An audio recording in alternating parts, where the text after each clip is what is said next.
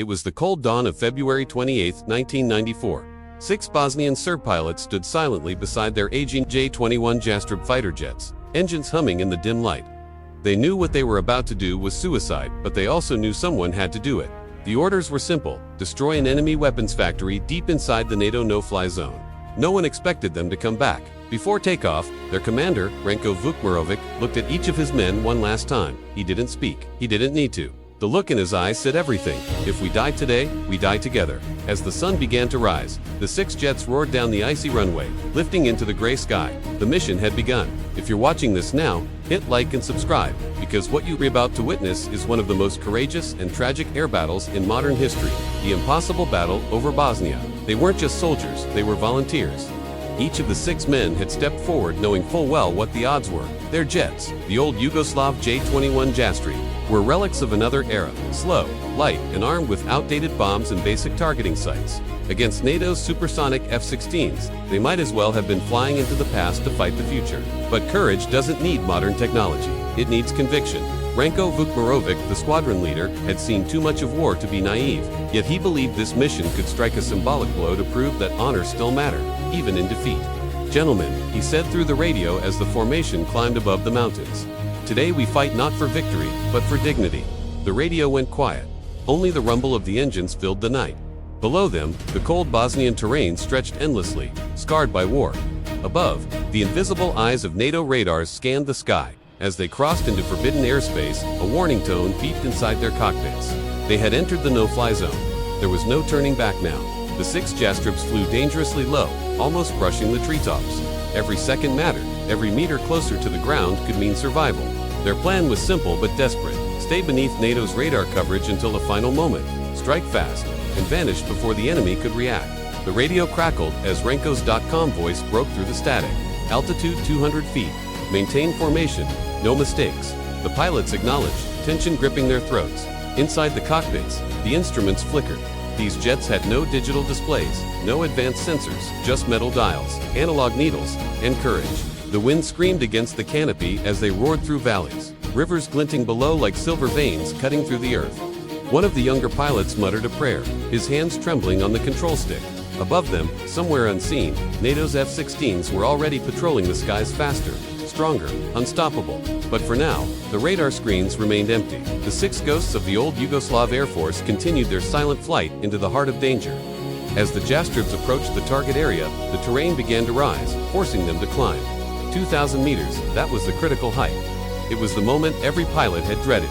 The instant they broke that altitude, their old jets would shine like beacons on NATO's radar screens. Inside the Airborne Warning and Control Center, the AWACSA signal appeared. Multiple unidentified aircraft, low altitude, heading northwest, an operator reported. The voice from command came sharp. Confirm hostiles. Alert black flight for interception. 50 miles away, 2 F-16 Fighting Falcons broke formation and banked hard toward the blip on their screens. The American pilots received their coordinates. 6 unknown contacts. BRAA 320, 52 miles, 7,000 feet, flanking. Copy that. One replied. Engine screamed. The hunt was on. Meanwhile, Ranko Vukmirovic and his men reached attack altitude. Target in sight, Ranko said steadily. His finger hovered over the arming switch. In the distance, he could already see the faint white contrails of 2 fast-approaching jets, cutting through the sky like lightning. For a second, everything went silent. Then came the chilling radio transmission. American aircraft ahead. Ranko's stomach tightened as he spotted them, 2 distant shapes streaking through the clouds, closing in fast. Their silver fuselages caught the sunlight, each leaving behind a thin, perfect trail. F-16s, he knew it instantly. The American fighters were faster, deadlier, and armed with radar-guided missiles that could hit targets long before being seen. But Ranko also knew something else. In previous encounters, the Americans had only warned or observed. They never fired first. Maybe this time would be no different. The radio hissed again. Visual confirmed. 2 F-16s approaching. Stay calm, Ranko replied. Focus on the target. Ignore them. The formation tightened. Each Jastreb lined up in pairs, wings steady, engines straining. Below them, the weapons factory loomed closer. Through the canopy, one of the younger pilots glimpsed the F-16s passing overhead at supersonic speed, a blur of sound and shock. "Haha, Ferraris in the sky," someone joked nervously over the radio. Eyes on the mission, Ranko snapped. Despite the fear pounding in their chests, the 6 men held formation. The Americans banked left, circling like predators, their sleek silhouettes cutting across the clouds. Renko whispered a prayer, not for victory, but for enough time to finish the mission before the storm reached them. The target was now just seconds away. Renko flipped the safety cover off his bomb release switch. "Prepare for attack, run," he ordered. Each pilot acknowledged in turn, their voices tight, breaths shallow. The old Jastrubs didn't have guided systems or computer-assisted aiming. Their bombs were lined up by eye, using crosshairs painted on the glass of their cockpit. As the factory appeared below, a complex of hangars, vehicles, and fuel tanks, Renko steadied his jet and whispered, "God, guide my hand. Bombs armed, target locked. Release in 3, 2, 1. 6 heavy, 550-pound bombs dropped from the bellies of the jet. Moments later, fire erupted below, a thunderous wave of smoke and flames sweeping across the compound. Direct hit. One pilot shouted, the formation cheered briefly, wildly before Renko's voice brought them back. Mission complete. Turn home, they banked left, climbing slightly as the shockwaves faded behind them. For a fleeting moment, they had done it. Against all odds, they had struck their target and lived to tell about it. But celebration was shortly revived. Inside an F-16 cockpit miles away, a calm American voice broke the silence. They've dropped their payload. Copy that. Weapons free. Fox 3. A single AIM-120M ROM missile streaked into the sky. The battle had begun. From 50 miles away, the AIM-120 missile locked onto its target, one of the 6 retreating Jastrubs. It sliced through the sky faster than sound, its radar seeker glowing as it closed the gap. Inside the F-16 cockpit, the pilot's voice was calm, almost detached. Missile away. Time to impact. 6 seconds. Down below, the Bosnian pilots never saw it coming. Zlatan Krnelic, flying in the rear position, suddenly saw a white flash explode ahead.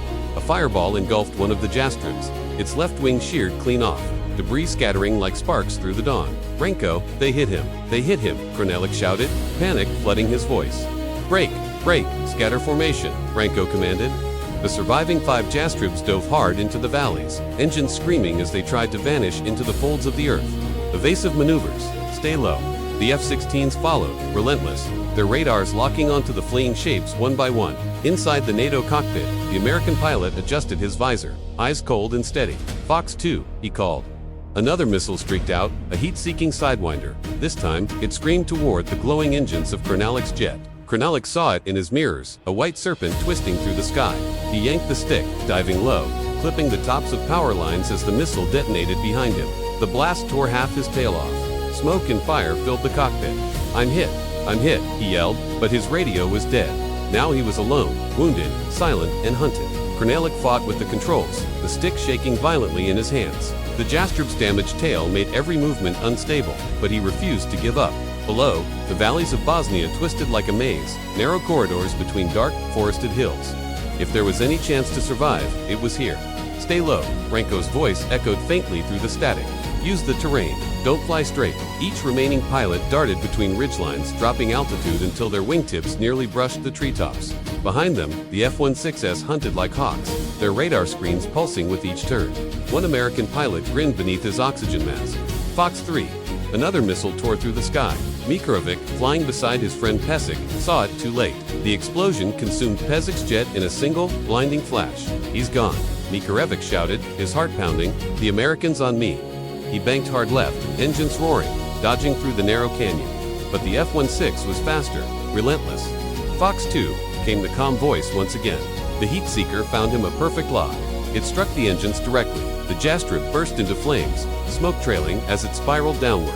I'm hit. I'm in flames. Mikrevic's final words crackled through the radio before he pulled the eject handle. His parachute opened just in time, a white dot drifting down as the wreckage burned below. For a brief moment, silence fell. Only 3 Jastrubs remained, flying through hell itself, hunted across the skies by ghosts of steel. The radio was chaos, broken voices, static, and fear. Renko tried to reach anyone still flying. Krnelic, respond. Mitrovic, do you copy? No answer. Only the crackle of a dying signal. One by one, the voices of his men had vanished into silence. Leader, I'm still here, shouted Goran Zarek from the flank. Relief washed through Renko's chest, one ally still alive. Stay close to me, he said. We'll make it back together. But their situation was dire. The F-16s still circled above, waiting for the smallest mistake. The sky was littered with trails of smoke, black scars twisting through the morning light. From the ground, villagers looked up in disbelief, seeing streaks of fire cut across the clouds. The Americans changed tactics. One F-16 climbed higher to gain radar lock while the other dove into pursuit. Renko and Zarek flew low, weaving through valleys so tight that the slightest error could send them crashing into the mountainside. "Behind us," Zarek cried. "They're closing in." Renko didn't look back. "Don't break, stay on me." Another missile launched Fox 2. The Sidewinder roared forward, its seeker burning bright as it hunted Renko's heat signature. He twisted, dove, and flared. The missile streaked past, detonating nearby. The blast rocked his jet violently, peppering the canopy with shrapnel. "I'm hit, but still flying," he gasped. They were running out of sky, out of luck, and out of fuel. The fire of war now burned above and below them, a deadly ballet of smoke, light, and courage. The warning light blinked red on Renko's control panel, fuel critical. He had minutes left, maybe less. The air around his cockpit shimmered with heat from the burning engines, the smell of smoke filling his mask. Ahead, the mountains rose sharply, their dark silhouettes marking the edge of his fate. "Goran status," he called. "Still with you, Commander," Zarek replied. His voice was steady, but trembling beneath the surface. The F-16 behind them adjusted its course, lining up the final shot. "Fox 2, said the American pilot, voice calm and professional. The missile streaked forward, its white trail cutting across the blue. Renko jerked the stick right, trying to break the lock. The missile followed. It hit near the wing root, a burst of light and fire that rattled his entire body. He felt the shock through his spine, heat, smoke, pain. But somehow, the aircraft held together. Zarek shouted, "Commander, you're hit." "I'm fine. I'm still flying," Renko lied, his voice cracking. He knew the truth. The controls were heavy, sluggish. The altimeter spun downward. Then came a second radar tone. 2 new blips appeared on the horizon. More F-16s inbound. Renko knew what that meant. Reinforcements. "The end. Goran," he said quietly. "If I don't make it, tell them. We did our duty." "No, sir, we'll make it." Renko leveled his jet toward the rising slope of the valley, the ground racing up fast. "Follow me," he ordered. Maximum speed. Both Jastribs dived low, then pulled hard at the last second. Zarek felt the crushing force slam him into his seat. Renko's aircraft, heavier and damaged, didn't climb fast enough. The ground met him in a blinding flash of orange. Zarek screamed as the explosion lit up the valley, a son born from tragedy. Renko Vukmirovic, leader of the mission, was gone. Zarek's eyes burned as he looked back at the wall of fire where Renko's jet had vanished. There was no parachute, no sign of survival. He wanted to turn back, but instinct screamed louder. Keep flying or die next. His altimeter dropped fast as he descended through the smoke-filled canyon. The remaining F-16s still hunted above, scanning every ravine with radar. Zarek pushed the throttle as far as it would go. The Jastrib's old engine groaned, struggling to deliver every ounce of power. He weaved between ridges and tree lines, hoping the terrain would hide him. For a moment, he thought he'd lost them. The radar tone stopped. Silence. Then it came again, the sharp, rising beat that meant death was coming. Fox 2, the missile launched, saw it in his mirror, a tiny, burning star racing toward him. Zarek pulled the stick, diving, rolling, praying, anything to break the lock. But the missile followed, unrelenting. The explosion hit the tail first, flames rushing through the fuselage.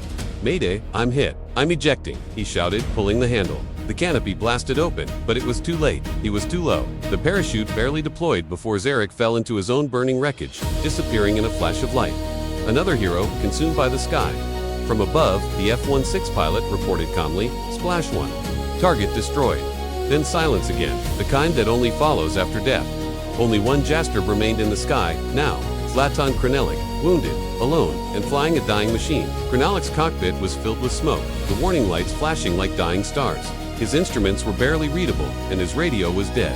He didn't know if anyone else was alive. Only the echo of silence answered him. The horizon was painted in black and orange, trails of smoke twisting upward where his comrades had fallen. His engine sputtered, threatening to quit. He whispered to himself, "Just a little further, just a little more." Then he saw it, a glint of metal cutting through the sky. An F-16. Panic gripped his chest. He pulled the control stick, trying to gain altitude, not to fight, but to eject before the American pilot fired.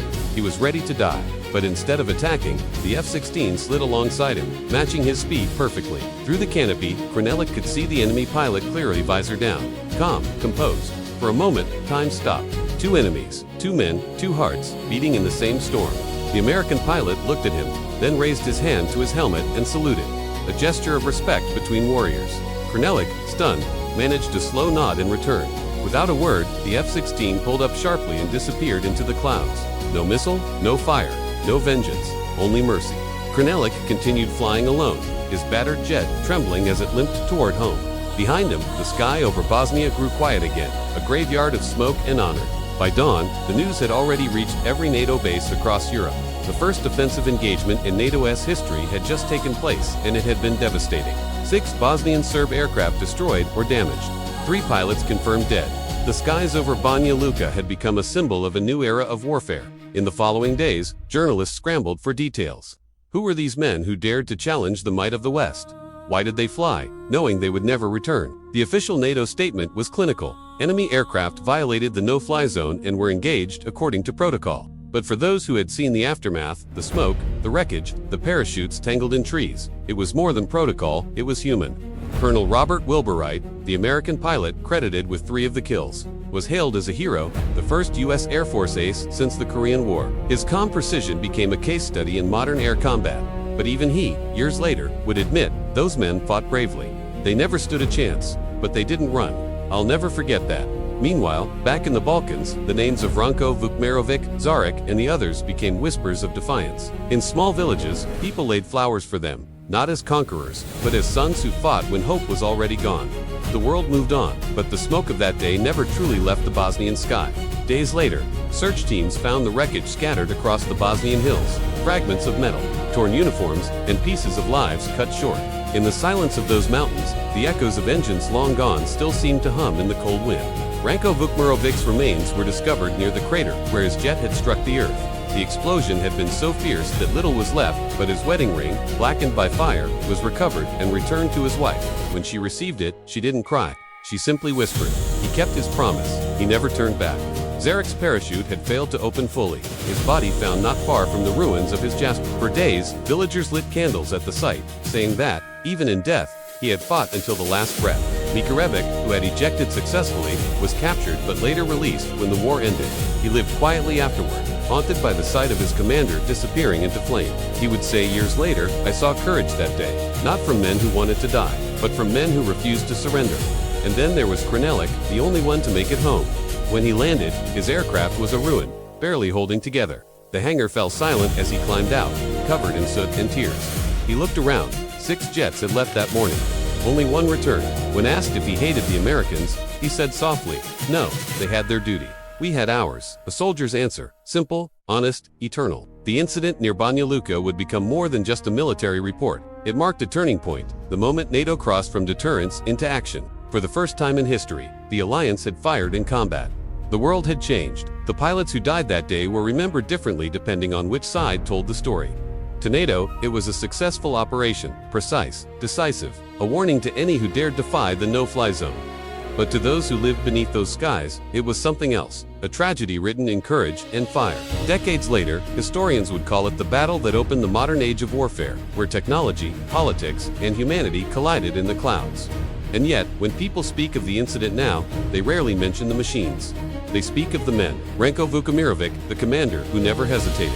Zarek, the loyal wingman who followed him into the flames. Krnelik, the survivor who carried the memory of them all. Their story endures as a reminder that even in the machinery of war, there is still room for honor and mercy. So when you look at the sky, remember that above those peaceful clouds, men once fought not for victory, but for dignity. And if this story moved you, make sure to like, share, and subscribe so the world never forgets the impossible battle over Bosnia.